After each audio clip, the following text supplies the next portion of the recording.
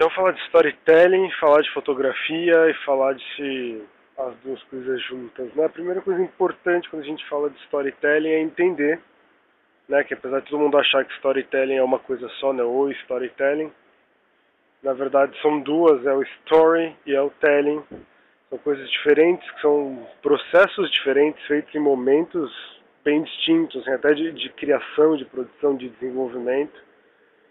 O story é toda a construção de um conhecimento, de um pensamento e da substância toda. É toda aquela informação intangível, né? O story é como se fosse o fogo mesmo. Não tem como você botar a mão na história. A história vive, é construída na cabeça de cada pessoa, na mente, né? A história está lá.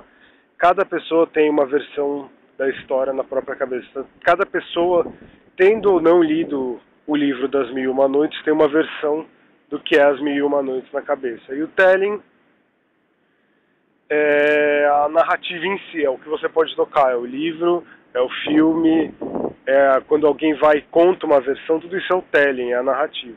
Então, primeiro você tem essas informações na cabeça, que é a imaginação, que é a memória do que você viveu, e ou que outra pessoa viveu, na memória de uma outra pessoa, essa informação está na sua cabeça, e depois você vai expressar isso, né? E aí vem o momento do telling.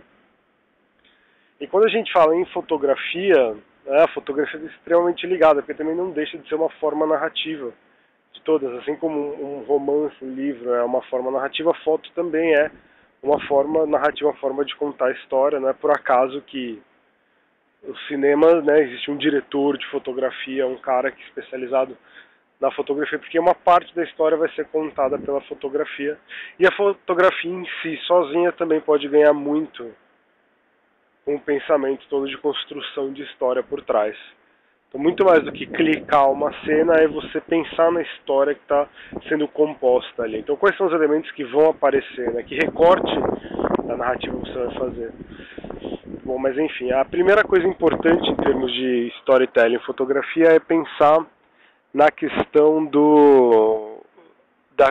da curadoria mesmo. Então, você vai montar uma exposição de fotos de várias pessoas, né? O Niro me mandou algumas fotos para dar uma olhada e para comentar em cima, mas aqui não vai dar para comentar porque o celular que está com as fotos é o que está filmando, então eu não vou ter como olhar uma por uma as fotos para comentar elas na ordem, mas o que eu posso dizer de uma forma geral é que na hora que você vai escolher X fotos para uma galeria expor ou para mandar para alguém, né, essa seleção de fotos, essa curadoria, você vai tentar fazer alguma coisa que tenha uma história por trás, ou que isso tudo tem um grande enredo, que forme uma conversa. Ou que individualmente cada uma delas tem uma história, né? E a primeira coisa que a gente pensa em termos de elementos de storytelling são os grandes acontecimentos, né? A primeira foto tirada de algum lugar. A outra coisa que a gente está sempre fazendo também, em termos de storytelling, é compor a foto na hora de tirar a foto. Daí aí entra os elementos. O primeiro elemento fundamental é um personagem. Então eu que vivo esse projeto em que eu sou um personagem viajando pelo mundo, né, agora aqui em Singapura, atrás das maravilhas do mundo, o personagem ele ajuda muito a conduzir o enredo, conduzir a narrativa, é o olhar do personagem que está sempre conduzindo tudo, né? Então essa primeira coisa é um personagem. Só que eu, por exemplo, não uso personagens nas fotos por uma série de questões, desde autorais até editoriais, mas isso ajudaria muito, né? Você vê os grandes fotógrafos, o Cartier-Bresson, as fotos dele sempre tem um personagem, o marcante é o personagem. Então quando a foto pode ter um personagem, ajuda muito. Mas também vai além do personagem, né? Tem outra coisa que é o lugar ter personalidade, isso ajuda muito. Na hora de composição, quando a gente fala de composição, a gente sempre está falando de personagem, de lugar e de objeto, né? De artefato, aqueles objetos que não é um objeto qualquer, é uma relíquia que conta uma parte daquela história, né? É a bola de cristal, é a primeira moeda do tio Patinhas, é sempre a bola Wilson do filme Náufrago, é sempre aquilo que conta um pouco, né, daquela história, que você vai olhar aquele objeto ali na foto e vai ver que tem alguma coisa por trás, que não é, né, que a foto só está fazendo um pequeno recorte e que tem uma raiz por trás que você não consegue ver, que estrutura essa foto, segura e faz ela ganhar uma importância e deixar de ser mais uma foto turística ou mais uma foto que alguém tirou de apontar a câmera para algum lugar e apertar o clique, né? Vai além da estética, tem uma substância, tem um significado. Isso vai estar sempre ligado a esses elementos que a gente usa para compor, né, uma história e compor essa narrativa também no caso da fotografia. Outra coisa que a gente também um outro ponto que a gente pode falar é até a questão da fotografia digital, né? Porque antigamente era muito difícil você ter um fotógrafo, né? Os equipamentos eram caros, uma câmera obscura para você revelar a foto era uma fortuna. E hoje em dia qualquer pessoa, eu sempre pensava 15 anos atrás que seria muito legal, 10 anos atrás, seria muito legal se o tempo inteiro tivesse uma câmera comigo para poder pegar aquele momento, mas não dava, né? Mas hoje em dia não, porque mesmo no começo da câmera digital elas eram gigantes, a resolução não era boa.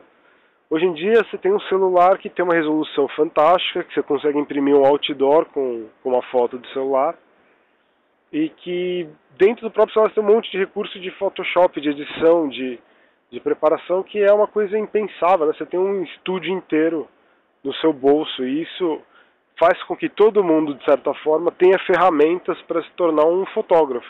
Só que ainda assim, nem todo mundo, né? E a maioria das pessoas que saem por aí tirando foto de viagem não é fotografia de fotógrafo, né? Qual é a diferença? Assim como nem todo mundo que escreve, quer dizer, a maior parte, todo mundo alfabetizado escreve, mas nem todo mundo que escreve realmente sabe escrever com um texto, com coerência ou um texto literário, né? O que tem de diferente no texto do romancista, que ele pega o que uma pessoa normalmente contaria, mas ele conta de um jeito que vende milhões de livros, né?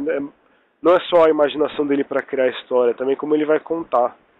E aí isso está de novo ligado a essa questão de storytelling, que é como você vai narrar essas fotos, como você vai narrar esse cenário, como é que você vai compor isso tudo, e como você vai criar uma sequência de encadeamento, de sempre dar uma pergunta, depois responder essa pergunta e dando outra pergunta, e assim vai, e você vai mantendo a pessoa presa, né, como se fosse uma teia de aranha mesmo. O enredo, de certa forma, é uma teia de aranha, em que as pessoas acabam caindo e ficando presas por páginas e mais páginas, fotos e mais fotos, e assim por diante. Então o pensamento do storytelling ele vai ajudar a compor isso, ele vai ajudar a estruturar, né, também a própria coisa da narrativa. A narrativa sempre vai ter que ter um protagonista, a narrativa sempre vai ter que ter um arco dramático, vai ter que ter um incidente transformador, e tudo isso pode ser aplicado, e muitos fotógrafos aplicam isso à fotografia.